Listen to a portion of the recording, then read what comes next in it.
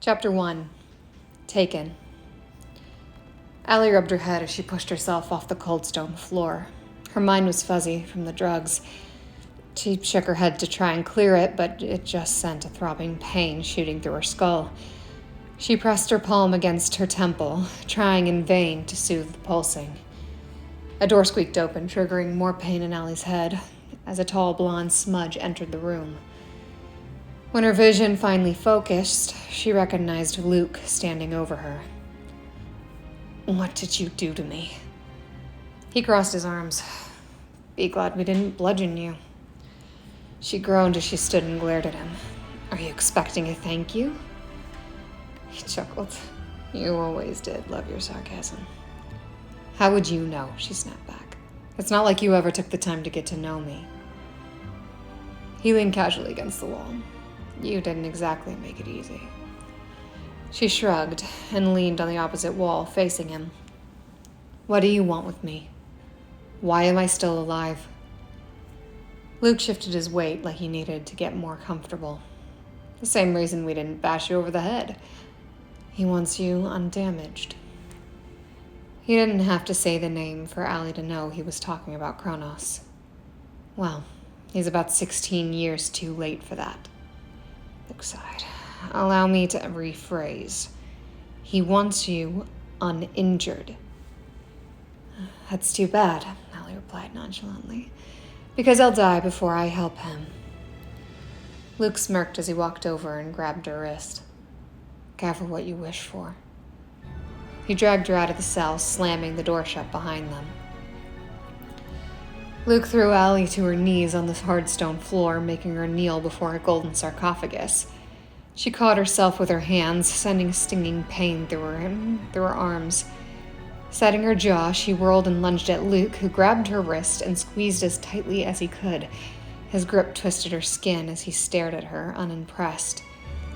He snatched her other hand from her side and pulled her close to him so they were almost touching. A wicked grin spread across his face, contorting his scar. "Someone's desperate."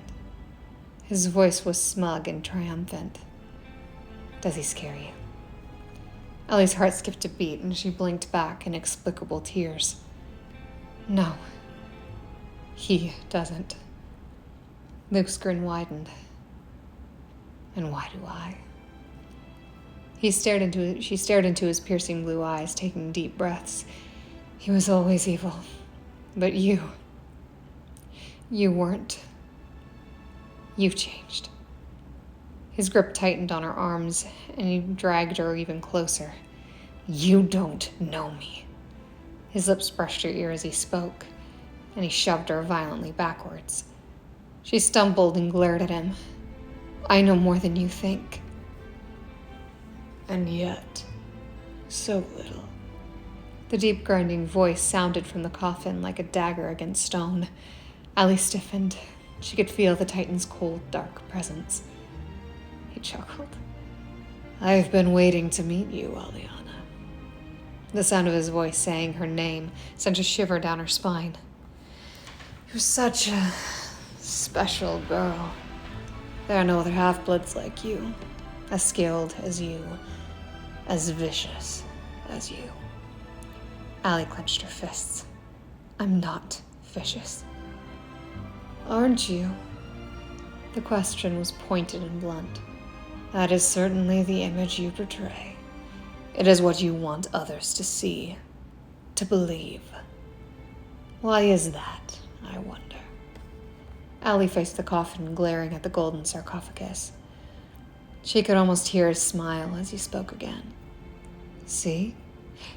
You want people to think that you are some heartless warrior who doesn't care what she does to others."